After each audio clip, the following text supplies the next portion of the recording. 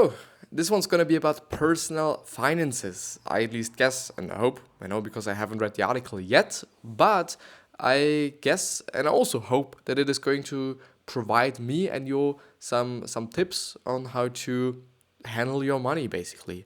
But more as always after the intro.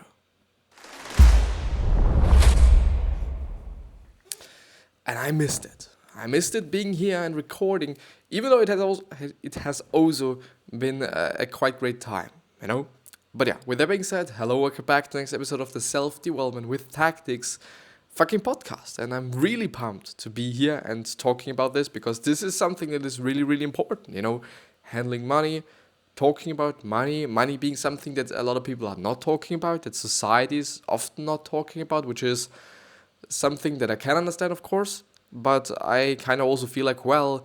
Why aren't we talking about that? Because it is something really important to talk about. But yeah, as you might hear, my voice is a little bit fucked, because, I haven't been sleeping that much the last entire week. Unfortunately, this is why I've got a little, I don't want to say sick, but my voice is a little bit fucked. I'm a little bit nasal or whatever it is called. But yeah, before I'm actually going to start this episode, I do just really have to suggest you something, which is going down in the description. If you're just, this is for all the people that are watching the YouTube video. If you're watching the YouTube video and you're not basically having the time for watching a 30-minute fucking episode of this podcast, then I would highly suggest you to go down in the description and check out the podcast link, which is then going to lead you to the podcast site, whether it be Spotify, whether it be Google Podcast, whether it be Apple Podcast, and you're then going to be able to listen to this whole experience, which means that you're way more effective and way more efficient than by just sitting here and watching, because I don't know a lot of people that are listening to podcasts while laying in bed and doing nothing. Most often people are just driving in their cars, they're cooking, they're walking their dog, they're doing something simultaneously, which is great because it is way more efficient than sitting here for 30 minutes and watching me, reading things, talking about things. It is better. It is just better, and I would highly suggest you to do that if you're not having the time. If you're just a person that just likes to see somebody talking and sees what the person is talking about and or reading, then of course the YouTube video is something that's pretty good for you.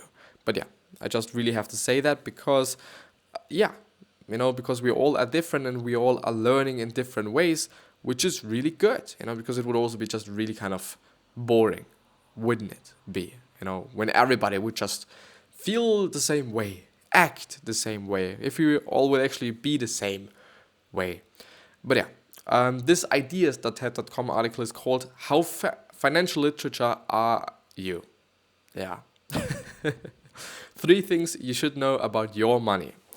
And why have I took this one? I actually wanted to talk about meditation because I was able to read quite a lot about meditation in my quote-unquote holidays. But I've decided to go something relatively easy for my first episode that I'm recording after a week, actually. Well, more like 5 days. Yeah, more like 5 days. So yeah, this article is from the 7th of October.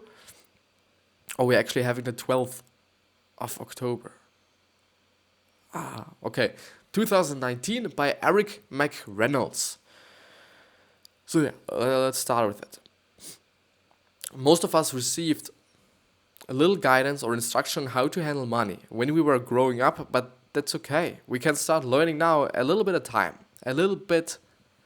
at a time. Financial expert Natalie Torres Haddad begins with the basics. And I gotta have to say, it is really the case that I'm also not learning a lot about personal finances in school, even though we learn about money and why money is money and why we have money, even though often it is the case that people are like, which is actually something, again, that I learned from Seth Godin, Seth Godin, the amazing Seth Godin.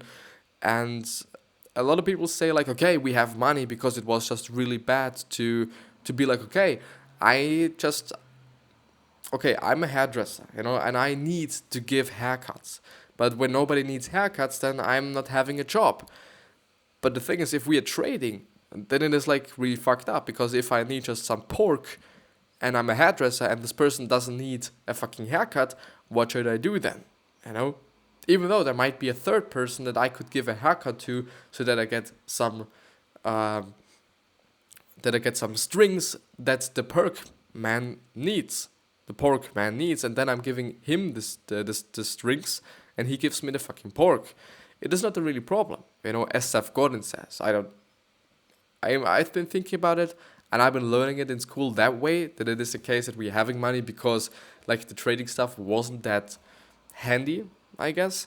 But it is actually also because of that, because what should you have done with that? Even though, like, of course, you could have just provided several haircuts and whatnot, but money is a really good thing to manage that.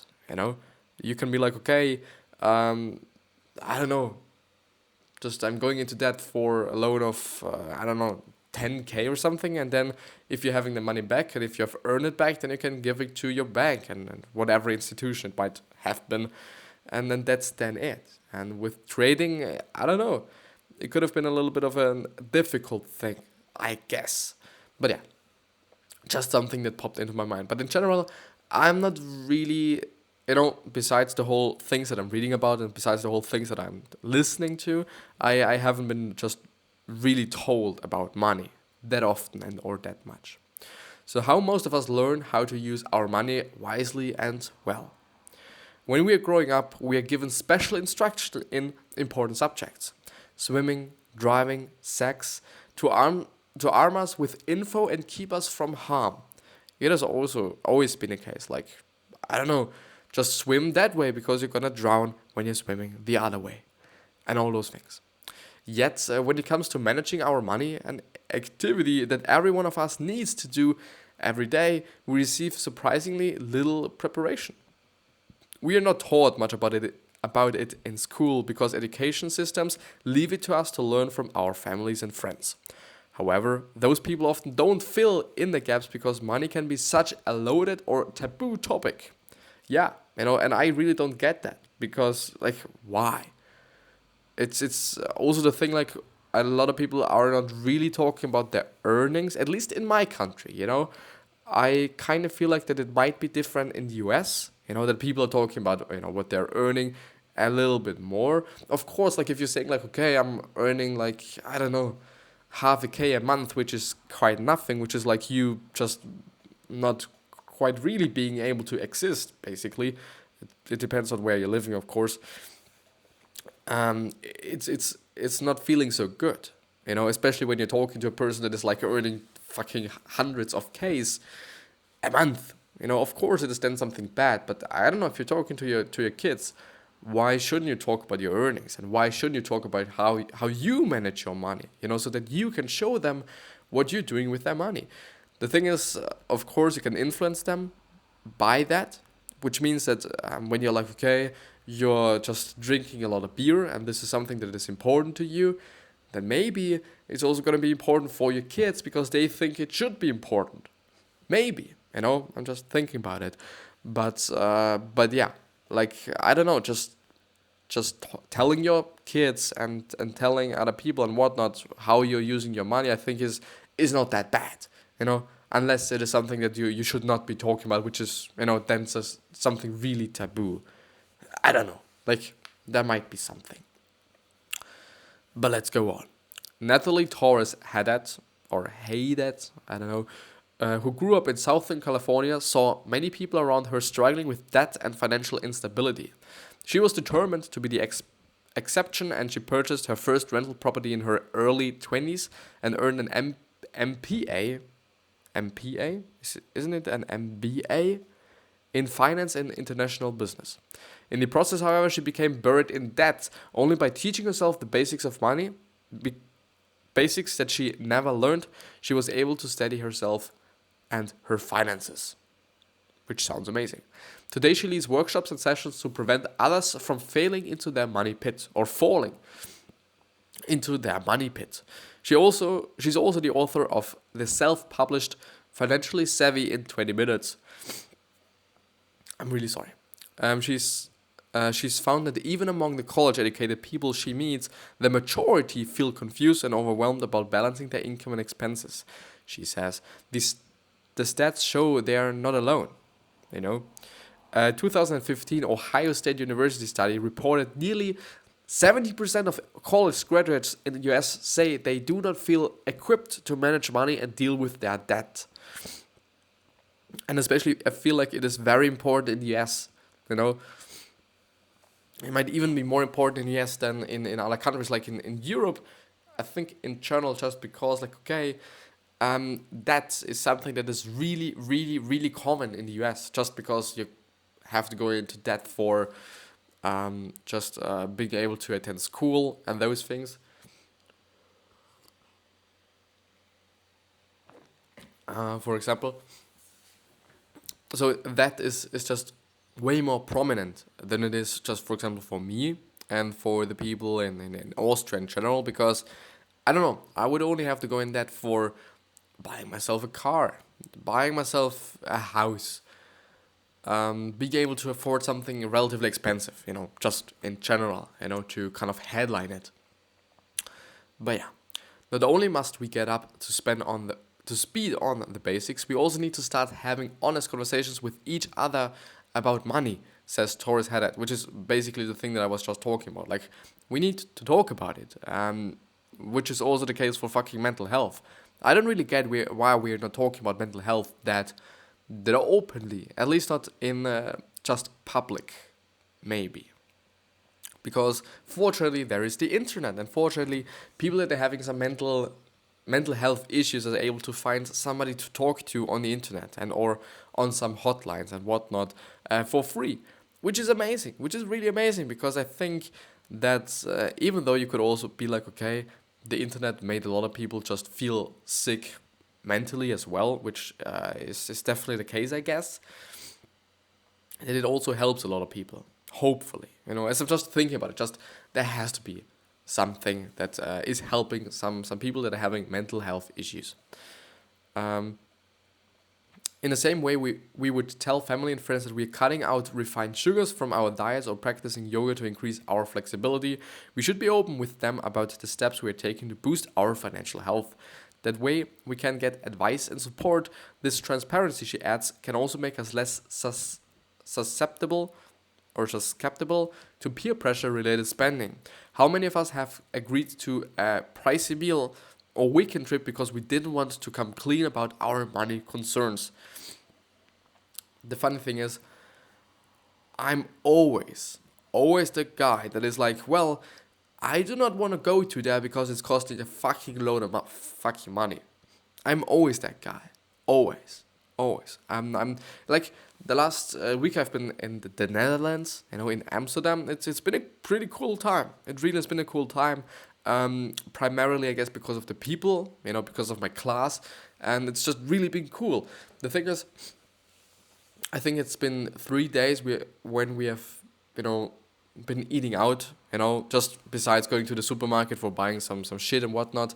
We've been eating out as well, and I've always been the cheapest. I guess, at least it just must be the case, because I've always been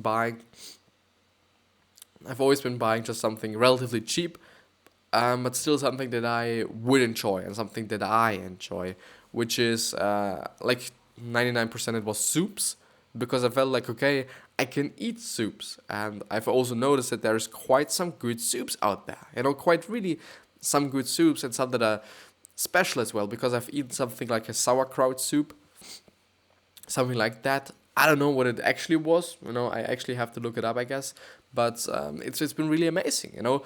I've been always the cheapest. I'm now having just spent like I don't know, like I think something like 40-50 bucks or something, which is quite nothing, which is something that people have spent on one meal, actually. And I'm always trying to be really cheap. I always try to do that, because I actually don't know. You know, saving money for me is something that is just maybe coming natural to me. I just like that way. I like to somehow not have an easy life, maybe, and or being secure, you know.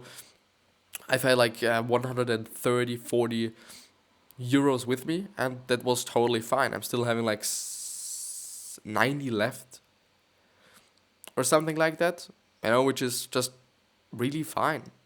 Like, yeah, it is cool, that I haven't spent so much on this vacation or trip and whatnot. Of course, I could have also been able to say no entirely to the whole eating thing, but I don't know. I need something warm to eat as well because, like, yeah, I think it would have just fucked me even more if I wouldn't have done that. Becoming financial literature does not require a huge time investment. Taurus Headed believes we can start by dedicating 15 to 20 minutes a day to developing our skills, knowledge, by learning new terms and resources. Just like attaining literacy in a foreign language, he says, it is an ongoing education. Here are 3 things you need to know about your money. And it is quite a long article left, and we are having 15 minutes left, which is, I think, totally fine.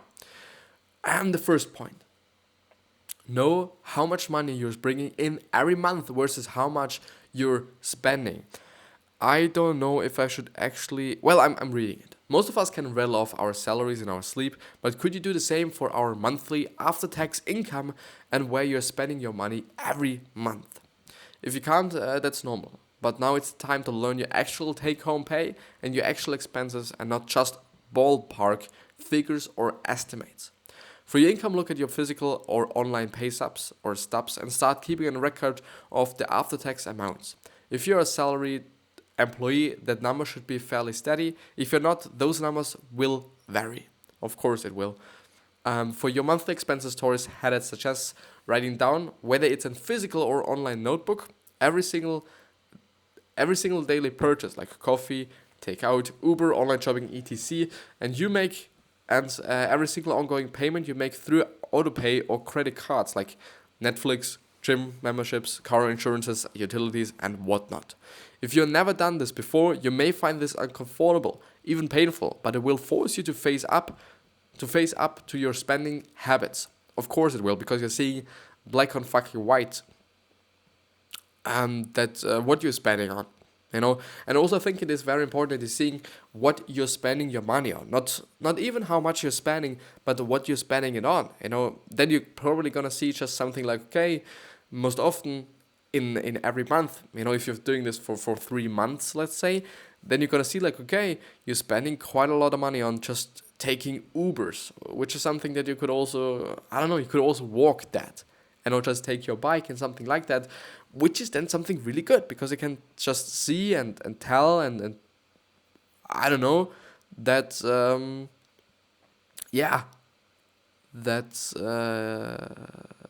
you can prevent yourself from doing this again in the following months and whatnot. It will also make these purchases visible. Often our regular outlays, such as Netflix and Hulu, etc., can go unnoticed or unquestioned, and our daily spends, especially if we pay by debit card, so the funds are instantly drawn from our bank accounts, can go forgone. Taurus that calls the latter runaway spending. When the little things that you thought cost only a few dollars actually cost much more in the long run. Take a daily $5 green smoothie, which is a lot, which is something that I would never ever pay for. Even though it is a green smoothie, even though it is something healthy, I would never ever pay $5 for a fucking smoothie. I wouldn't do that. It is not something that I do. Not doing that, which is something that I have to talk about after I've read the whole one. By making them at home, you could save yourself a few $100s a month. Like, if it is like 5 daily, who the fuck would actually buy a fucking green smoothie a day? It is like $150 a month. It is really a fucking lot.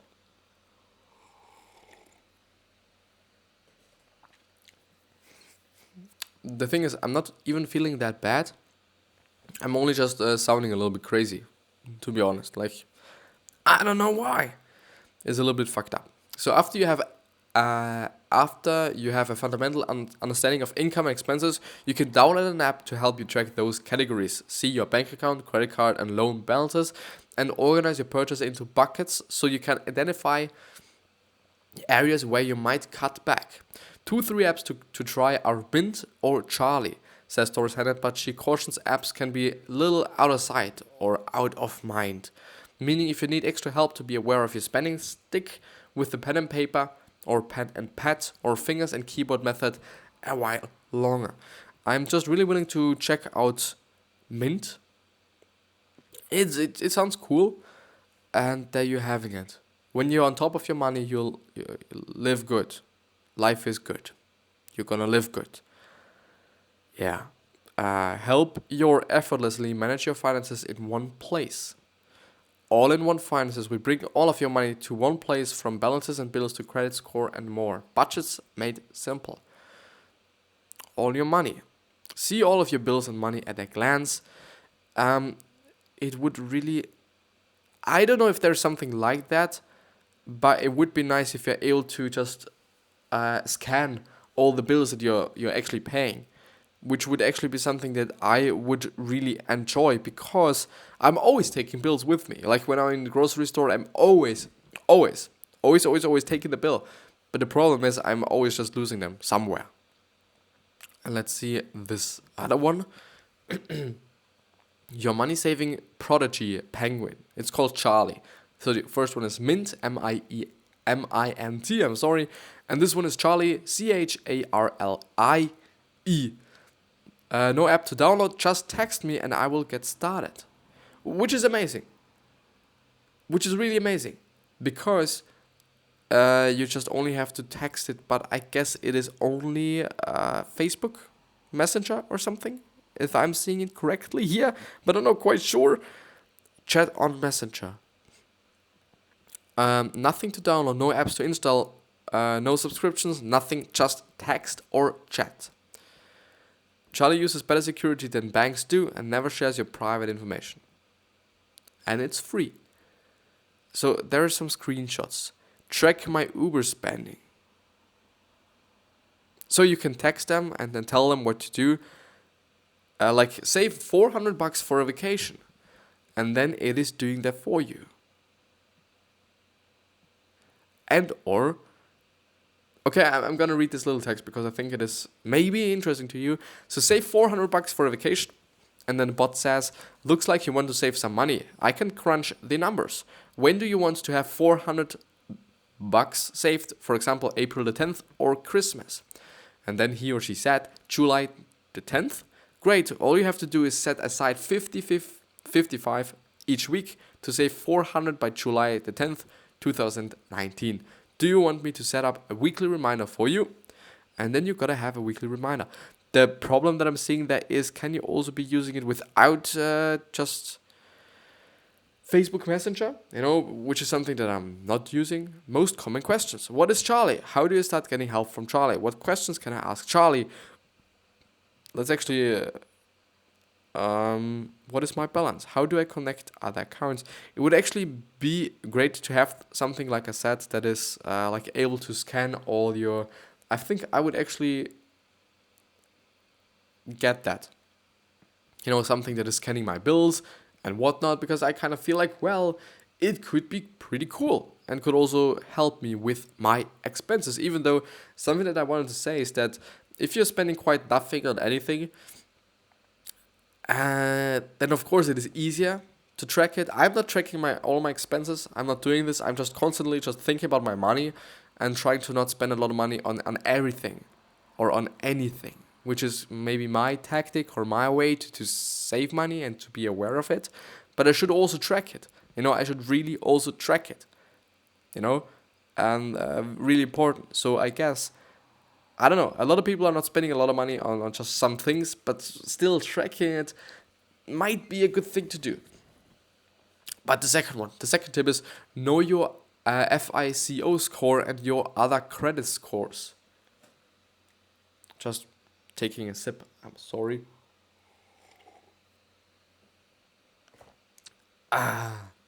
So while you don't need to have a good credit score to be financially literate, you must know what it is. Note, most of the information in this section applies to people living in the US. In the US, FICO was the first company to offer a 3-digit credit risk score for lenders to use when deciding whether or not to approve a loan or line of credit, a credit limit, and an interest rate. There are 3 other national credit reporting barriers or something: Experian, Equifax, and TransUnion, which also keep track of all your loans, student, auto, personal, etc., and your balances and histories for all your credit cards, whether issued by banks, stores or businesses. However, the FICO score is the most frequent used when you apply for credit cards, mortgages, and most types of loans, rent an apartment, or sign up for utilities. FICO scores range from 300 to 850. 670 and up is seen as good score, and 800 and up is excellent. While the FICO score is calculated with a proprietary algorithm, the primary factors that go into it are your repayment history, which just makes sense, to be honest. Your repayment history. Where did I stop? Do you pay your credit card bills on time? How late are you, and whatnot? How much debt you're carrying on your cards and loans, how long you have successfully held a credit card or loan for, and whether you have managed to hold a mix of different kinds of credit, which is something that just makes sense, to keep track of for the banks that giving their money to you. So most banks and credit cards offer free access to your FICO score on their mobile apps and websites. So here's a list, and there would have been a list, and I'm going to link down this article down in the description so that you can also find all those links. If you don't use one of these companies, you can also find out how to access your score in FICO's helpful FAQ, including a chart showing where your score falls between poor and exceptional. Besides checking your FICO score every year, do an annual check of the reports issued by Experian, Equifax, and TransUnion. This is so you can verify that they're correct. Make sure no one has opened up a line of credit in your name, and see whether you might improve. You're entitled to a free copy of a credit report from each bureau once a year. Beware, many sites will charge you a fee, so use the federally approved and secure annual credit report site, which is also linked in this article. So if you're on this article, you can also check out this one. If it is your first time checking or you're about to make a big purchase, such as a car or home, Taurus Handed suggests getting all the 3 reports at once. After that, she recommends spacing them out throughout the year. That way, you can quickly catch any errors, fraud, identity theft, or any other actions that could hurt your credit history. Mark your calendar so you know where you can request your next free credit report. But just in general, I gotta have to say, I guess being a bank is quite a good business, isn't it? Unless you're just doing some shit like in 2008. The third and last one, know how much credit card debt you are carrying. Is there something serious now? Because I kind of feel like, well, everybody should know that, or everybody is knowing that. But at least just maybe in Europe, because we're not just handling such a lot of debt, only, as I said, for cars, because there's no student loans and whatnot. So, unless you're just attending a private school or something, then there's gonna be some student loan and whatnot. But most often it's there's not a lot of debt. I'm not in debt, and I'm 18 years old, and I guess some people in the US might be already in debt at 18 years. But I'm not quite sure. I'm not from the US. I don't know personally, I don't know anybody from the US.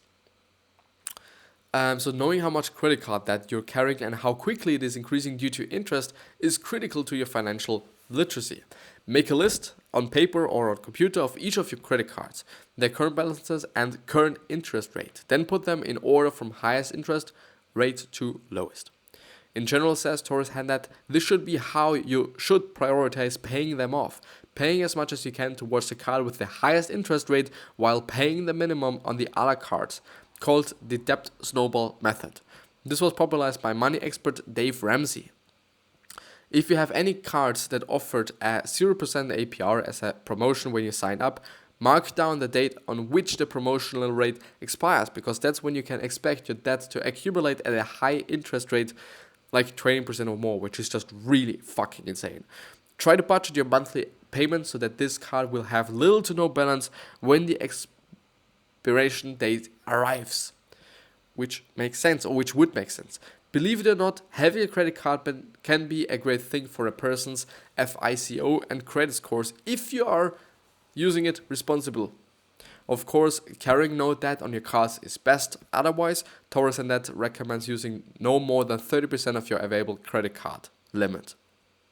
So if you have credit card limits, if you're having credit cards with limits like 6K, then so if you have two credit cards with limits of 6K a piece, totaling 12K, obviously, in available credit, make sure the total balances you're carrying do not exceed 4K, so 30%. If you have managed to pay off a credit card, congratulations. But while you may be tempted to close it, Taurus Handnet advises against it. Why? Closing the account will shrink your total amount of available credit and cause your credit score to dip. Instead, delete the card number from any online shopping accounts, cancel any auto-pay bills to it, and freeze the card in ice. It may sound silly, but it means that if you want to use it, you will be forced to wait for it to defrost and forced to take a little time to think about your purchases. Once again, which is amazing. When choosing a new credit card, look for ones that offer incentives, such as travel points or cashback, which could help you and or your finances. Taurus Handnet recommends going to nerdwallet.com and bankrate.com to compare credit card offers. Obviously, these 3 points represent just a small part of financial literature. That's why Taurus Handnet urges people to be patient and to learn gradually. 2 books he recommends are Napoleon Hill's Think and Grow Rich, which is something that I do not like, and Robert T. Kiyosaki's Rich Dad Poor Dad. For those who like to get information through listening, she suggests the Popcorn Finance and her Dinero Matters podcast. So Popcorn Finance and her Dinero podcast.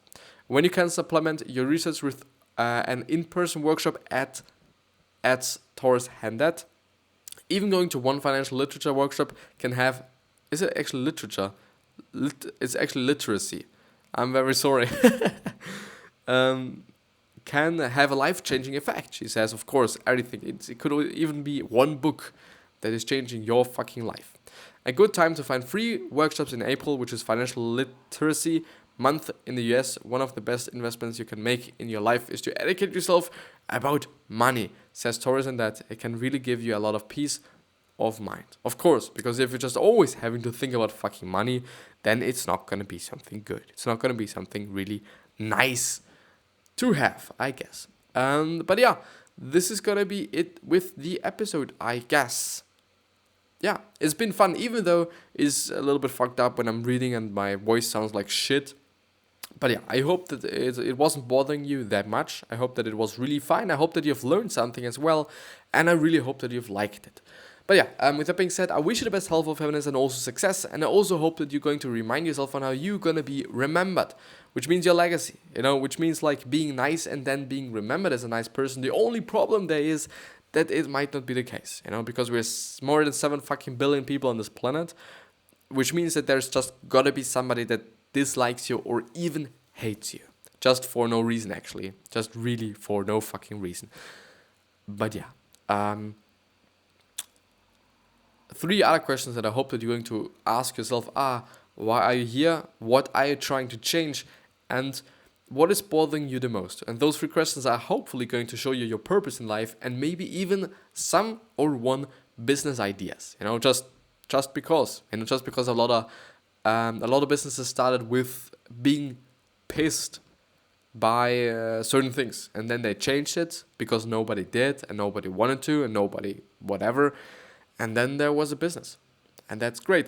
But yeah, please subscribe to the podcast. Please subscribe to the YouTube channel if you've liked it. Rate it if you've liked it. Just also rate it if you disliked it, and I don't know, hit me up on social media. All the links should be down in the description and also show notes if you are on the podcast. the article should also be linked down, and all the links in the article are then also linked down in the description, and also all the other maybe relevant links that I might find after I've uploaded it or while I'm uploading it and whatnot. But yeah, I'll see you the next time, I guess. Hopefully. I really hope.